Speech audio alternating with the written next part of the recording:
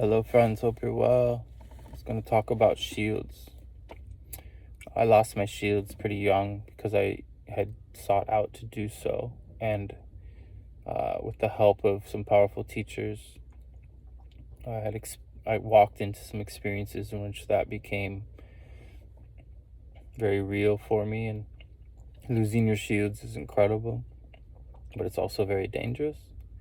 If you're, you know, trying to keep your world assembled because it disassembles your reality and you start to be able to see energy, whether it's through fasting or through psychedelics or through somebody who's walking you through it or talking to you in a way that moves your perception, or all of those at once, sleep deprivation, traveling to places of power. That was something that we did a lot. We would go to places that were truly designed for losing your shields, essentially places that would open you up and help you tap into power and understand what it is and what it is not. Encountering the inorganic world, the inorganic beings that cohabit this realm with us. That's pretty difficult thing to learn how to do without losing your marbles. And so these things are delicate. Shamans seek to try to help their apprentice to be very careful in this process. But ultimately, it's the path of heart of the individual that keeps them from taking themselves so seriously that they get all tripped out and try to make sense of everything. It's not meant to make sense. It's more so meant to take you away from making sense into a realm of mystery and being open and interested and fascinated instead of, so Don Juan was constantly trying to get Carlos to let go of his base reality by showing him things that didn't make sense. But Carlos was very rigid in the beginning stages, and he was constantly, his intellect would show up and force an explanation that would keep the magic from being able to enter. So Don Juan had to do a lot of things with Carlos that he didn't have to with his other apprentices in order to open him up more, to help him to lose his shields because he had such strong shields. And even then, he would disregard all the things that happened to him and call them weird. He'd give him weird anthropological terminology. And so that last part of the Castaneda book where he talks about all the scientific stuff, don't read that if you're reading the first Castaneda book, which is called The Teachings of Don Juan, a Yaqui Way of Knowledge. All that last section of the book is just, he was still in a weird place in his life where he hadn't come to terms with what he had unlocked yet. So he was still trying to be an anthropologist and write a book based on what he had originally set out to do. But later his books get away from that stuff. So honestly, like, my training was this really powerful man reading the Castaneda books and then pretending to be Don Juan, and he was a really powerful person, but he was using the premise that Don Juan used, basically, and he had misinterpreted so much of it, and then he had us reading the books, and then he was making us adapt to his interpretation. And essentially Carlos was interpreting Don Juan's knowledge, so there's a lot of misinterpretation. And it's taken me years to sort of go back and reread these books and understand how influenced I was by this first shaman and his misunderstandings and his understandings. He was a very powerful man, very gifted. He didn't need the books. He just used them as a roadmap, and because that's what Florinda Donner told us they were. She said to read them in order. They were dreamt into being, and they serve as a roadmap, and they do, and it's very effective.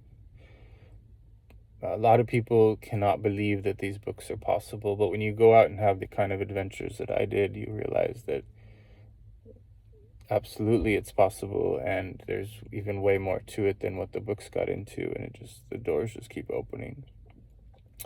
But when we'd go to these places of power, we would go without sleep for many days. We would you know, microdose or macrodose, or, go without food, all kinds of things in order to get into altered states. And we go into the wilderness in the middle of the night. We would scale cliffs, all kinds of intense things that opened us up even more. But I was always pretty terrified that my teacher was going to pull the carpet out from under me, and I didn't trust him, and I really didn't have any business being there as long as I did. But I kept being shown to be there for other reasons, which I understood later. But these adventures were powerful. We would go to really beautiful places, and a lot would be revealed to us, a lot of learning how to read signs and omens and how to follow non-ordinary types of traveling. Like, there was no itineraries or plans, and everything was based on everything having to work out. And it always does. And that's what's so cool about this world, is if you aren't fixated on the way things need to go, then a solution will be presented. Your ego might block it, though, because you had an idea of how this day or week or month or year or life was supposed to be. But if you can come out of that, so much incredible potential becomes accessible. And so it was when I was alone where I really lost my shields. I was, just learning to do gazing with bodies of water is really intense and actually pretty dangerous. But gazing allows you to look at everything all at once without having thoughts. And then you let what you're looking at start to, it starts, when you're without thought and you're observing something like a large body of water that is moving, like the ocean, then all kinds of strange occurrences happen within your perception. And it's an incredible way to lose your shields is with the ocean mother. She will communicate to you through your trance state when you let the world go and you're just observing the details of all these waves and ripples and all the feelings, and you're engrossed in the smell and the scene, and it's swept you away. But you have this fierce part of you that isn't overwhelmed, that's just observing. Then everything sort of gets really, really incredible. But there are like key moments where you realize, whoa, I just crossed a threshold. I just lost a massive part of my shields, and you can feel really emotional and vulnerable and open. And that's what would happen to me, is I would just have these really life-changing experiences, and then when I'd go to process them and deal with them sort of later, then all the emotion would come, and I would just didn't even know what to do with it, and I was really pretty young for all this to be happening, and I didn't really have anyone to talk to. And my parents actually had to witness some of this and not know what to do for me or with me. And I assured them I would be okay, and they didn't, send me away, luckily. But, climbing a cliff without ropes on mushrooms, and your body knows exactly what to do. Goblin Valley, like going to places that are really truly powerful, and getting to know the land intimately while on psychedelics, and just, spending time really feeling the power of these places of power. And then getting to know a place of power, getting to know a place where you can return to and have a relationship with the land. Where you know the trees, you've gone on adventures to these places multiple times, and you start to have a connection, and you get called there. The land invites you. It's like, and so I've had real breakthroughs with like that happening in very powerful places. I'm super thankful for the Earth Mother's just unconditional but ruthless love that she offers. She's not a soft. It's very loving, but it's very wild and powerful, and you want to be strong. You want to develop yourself, you know. Don Juan would say that you go toward knowledge as if you're going to war. And so you take care of yourself and prepare and move toward that knowledge and that power. Knowledge is power. Not knowledge like information, but knowledge as in knowing, silent knowledge. Um, but when you know you have a path of heart and you're following your heart, um, the Earth Mother will definitely teach you and prepare you for losing your shields. Because ultimately we're going to lose our shields when we die. And shamans seek to prepare for their death in a very beautiful way. And losing your shield strategically and carefully will make you able to see energy, to feel things on a deeper level, to hone your intuition. And so our adventures, whether it was hitchhiking or with our cars or whatever, we were learning to listen and follow in a very particular mood so that we could be taken and shown things that would, really open us up even more. And my teacher was rather driven. I now know it was out of desperation, but at the time it was pretty impressive, out focused. You know, every morning you wake up and you have an opportunity to completely change your life. And if you make use of that opportunity every morning, then your life starts to change really rapidly. And so we would put ourselves in situations where you kind of didn't have a choice. We'd wake up in the wilderness, and he would wake us up like in the middle of the, like really early, and we would, while we were in altered states already, like falling asleep or being sleepy, he would, have us do something to sort of jolt us awake, or he would do something to jolt us awake. And we were really thankful for that pressure. It was really intense. It was really confronting. Ultimately, we were dealing with someone that was technically a sociopath, so it was pretty concerning to look back and sort of realize how this was all working and such. But ultimately, we were signed to be there, and everything worked out, and we were following our own intuition. It just was contradicting to the cult-like aspects, right? Had we been being rational, we would have got out of there years ago. But a part of us, or at least for me, knew that I needed to stay. And everything worked out really well eventually. But it wasn't without a great deal of just pretty unstable times in my life. And so that's what can happen when you lose your shields, is you can be very unstable. Your perception is unstable.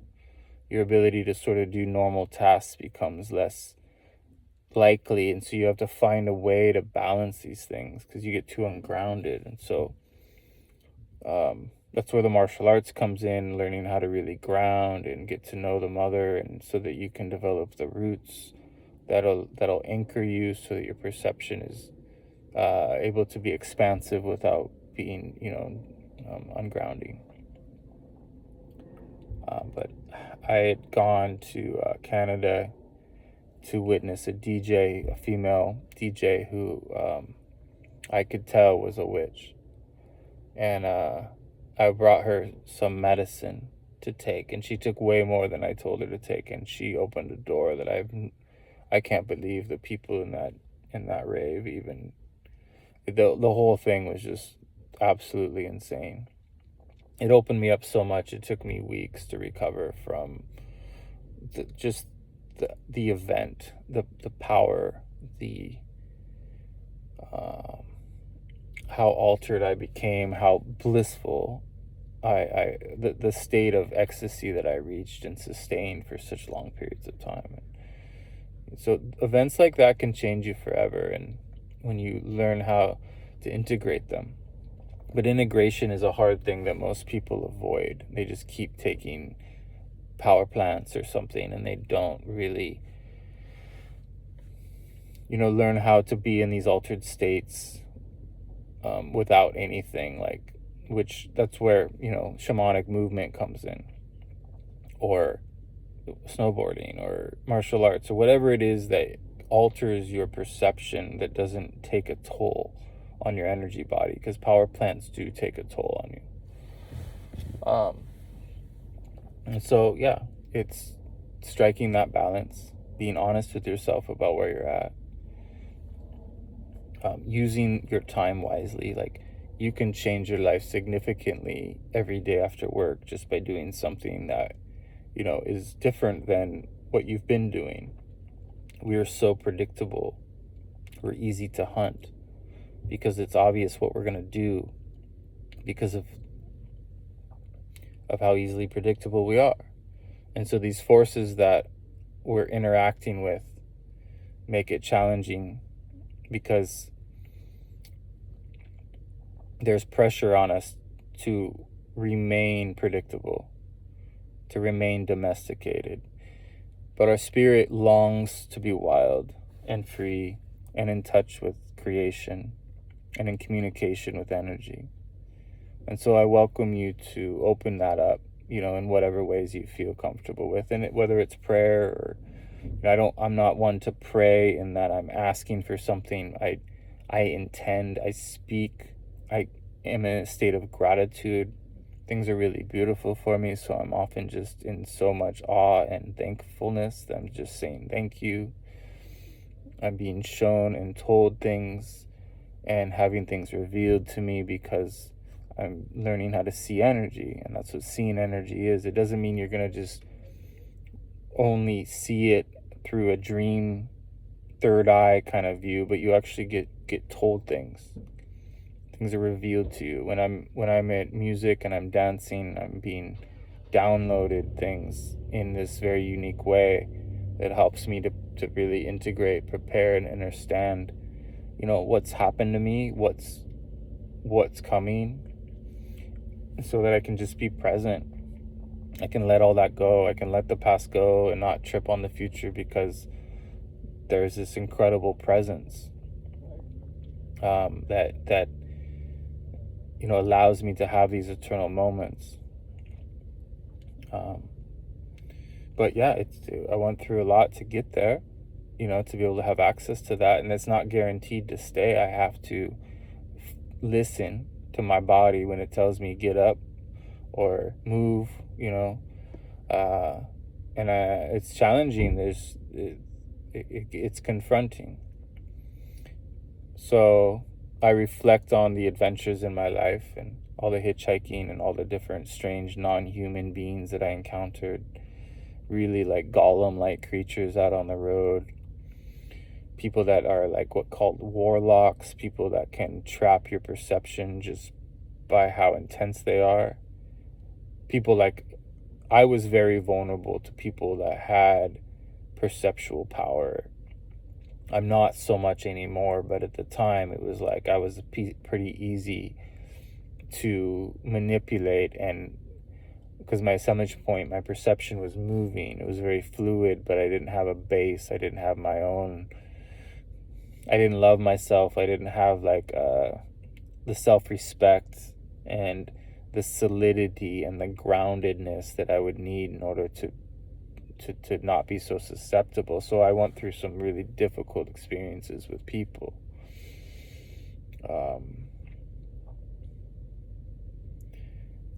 But I learned a lot, and I'm glad that I went through what I did, and I'm glad that I now can, assist people who were in situations like me, by, just kind of walking them through some stories and help people to understand how perception works and how to take care of yourself in situations like that. But I was definitely met some characters in this world, hitchhiking alone especially. But traveling in groups was really powerful as well, and really beautiful adventures unfolded. Erica and I hitchhiked down the coast, and were just guided every step of the way. We were being told, we were just being guided, and we didn't listen. I didn't listen. We ended up in some really, really difficult situations because of it. Because there was just an overarching sort of agenda, and all that was designed. It's not like because we didn't listen, we weren't meant to go to where we were. We were meant to not listen, if that makes sense. Like, that's the stage we were at. So every adventure, there's no mistakes really. There's just learning. But yeah, just the most incredible things would happen. Like, these people would see us at a restaurant and buy us our meals, and without telling us, and then we would like see them like later on down the road, and it was like there was all these helpers all over, and there was this strange support. And because Erica wasn't here for long, every time we were together, it felt like that, like our time was magical and short. And so we would just be given so many gifts in such intense ways. And then Erica's become, after she died, she's become a helper to me, and in incomprehensible ways. Like, she's taught me about dreaming in ways that I don't even think shamans know about, because Erica and I were so close, and the type of relationship we had, and the appreciation and respect that we had for each other, and the way in which she came to help me energetically after she crossed and everything, it's really truly magical. And so we were being given these timeless experiences, because the future self is always informing you, and if you're listening to that part of you, it gets really, it changes your perspective on everything. But I highly recommend learning how to do gazing with bodies of water, but pull out of the intensity when it gets to be too much, and just take care of yourself. You don't need to push it.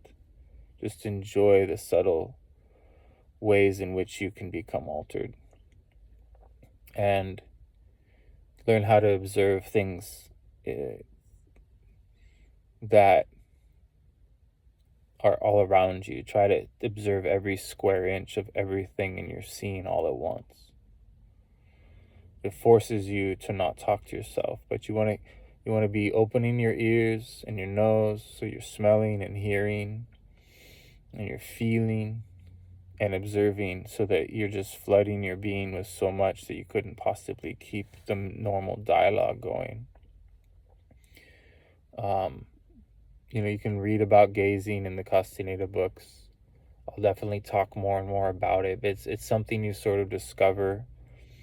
On my interview with Roberto, he talks about how they would wear something on their nose in order so that their eyes were always crossed. And learning how to like sun gaze with your eyelashes over your eyeballs, so that you're protecting your eyes from the sun, but you're still able to lock in with it. These little tricks are really powerful. Learning to observe trees while gazing will help you to communicate with trees much more effectively. Start to see them as conscious, energetic, aware beings that can communicate. That changes everything when you realize that the trees are observing you and how conscious they are. When you realize that you're being observed, it can be scary and weird and whatnot, but eventually you realize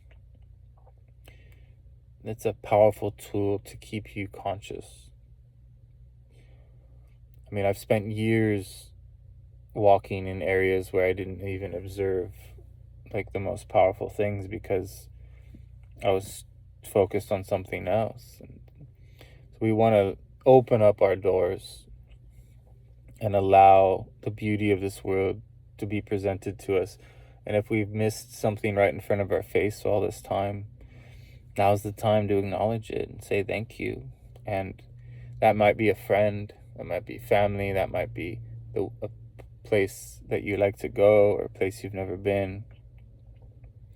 But there are ways to change our lives, quite effectively, whether that's candle gazing, fire, learning how to just go into silence and observe anything that has movement or stillness. It doesn't matter. Silence is so incredible. And especially if you can work with people, more than one person, multiple people who are able to get into silence at the same time, it has an accumulative effect. And yeah, I hope to be able to do that with more and more people. I'm starting to meet a lot of really amazing people through my channel, and I'm mentoring some really unique folks that are have come into my life, and I really appreciate the opportunity. But I think there'll be times where we can get together and do things, that do the shamanic movements and do the gazing work and start to open our perception, and having others around you doing that is really powerful. So thank you for your time, friends. Hope you're well. Take care.